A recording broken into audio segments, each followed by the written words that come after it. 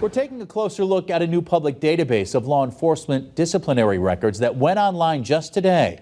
The information dating back to 1984 with records for 2,100 officers, a number of them from local departments. Western Mass News reporter Kristen Burnell joins us live after getting answers on what this data tells us. Kristen? Abby, we took a look at the database and found the city of Springfield has the second most reportable disciplinary records in the state. We're compiling a lot of information that's required by agencies to be submitted to us in the form of complaints, their internal affairs investigations, and the disposition. Executive Director of the State Peace Officer Standards and Training Commission, also known as POST, speaking to Western Mass News about a new database of law enforcement disciplinary records that went public on Tuesday. Records date back to December 1984, with 3,413 records listed, including 417 records from Springfield. One of those officers who retired this year is Richard Ward. His most recent incident in November 2022, listed as use of force in an officer-involved shooting. He also has use of force instances in September 2009 and December 2008. Western Mass News covered the November shooting, which happened on Woodside Terrace in Springfield.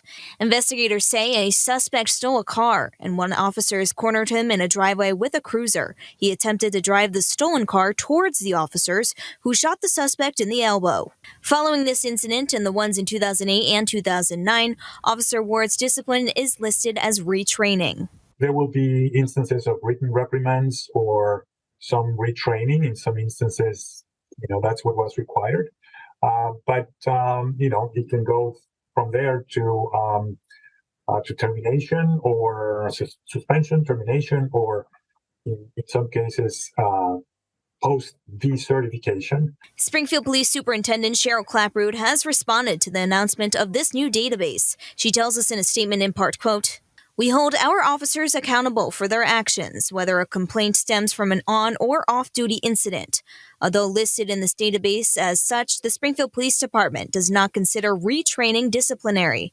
Complaints often stem from proactive policing and active engagement, which we encourage, but rudeness or abruptness can result in retraining." She goes on to say, quote, "There is an underlying issue in that there is a shortage of quality candidates applying to be a police officer. This has led to individuals who would not have been hired in the past being disciplined or terminated early in their careers for their off-duty behaviors. Unfortunately, that trend may continue until the pendulum swings back to where this is a highly sought-after profession."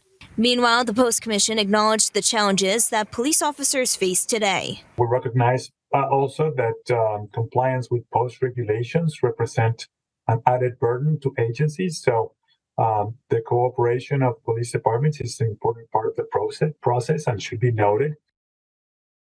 Now, a point of contention with this database tonight, Springfield Police tell us 223 of records listed as retraining for their department are not disciplinary and should not be in the database.